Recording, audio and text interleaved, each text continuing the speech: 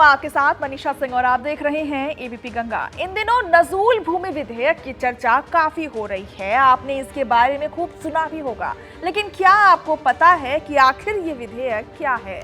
दरअसल मॉनसून सत्र में इस विधेयक को पेश किया गया था, जो विधानसभा में पारित हो गया, लेकिन गुरुवार को यूपी विधान परिषद में जबरदस्त हंगामे के बाद ये बिल लटक गया, जिसके बाद इसे प्रवर समिति को भेज दिया गया। हैरानी की बात यह है कि सीएम योगी को इस विधेयक पर न सिर्फ विपक्षी दलों बल्कि कई बीजेपी नेताओं और सहयोगियों का भी विरोध झेलना पड़ा।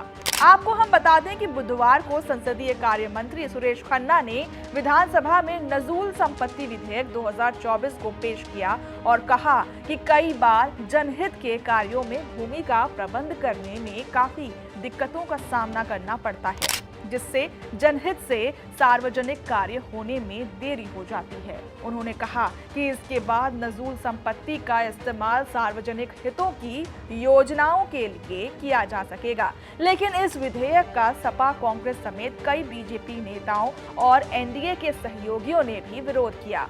ऐसे में सवाल उठता है कि नजूल भूमि क्या होती है और नजूल भूमि एक्ट में क्या है। दरअसल देश में अंग्रेजी हुकूमत के दौरान उनका विरोध करने वाले राजा रजवाड़े या आंदोलनकारियों की जमीन को छीन लिया जाता था। इस जमीन पर ब्रिटिश हुकूमत कब्जा कर लेती थी। ऐसी जमीनों को नजूल संपत्ति कहा जाता है। भारत की आजादी के बाद इस जमीन और ऐसी संपत्तियों का अधिकार राज्य सरकार के पास चला गया, जिसे सरकार लीज पर देने लगी।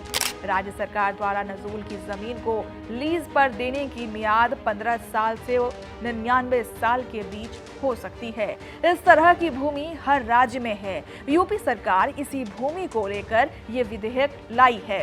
इन संपत्तियों का इस्तेमाल सार्वजनिक उद्देश्यों के लिए किया जाता है, जिसमें अस्पताल, स्कूल और पंचायत शामिल हैं।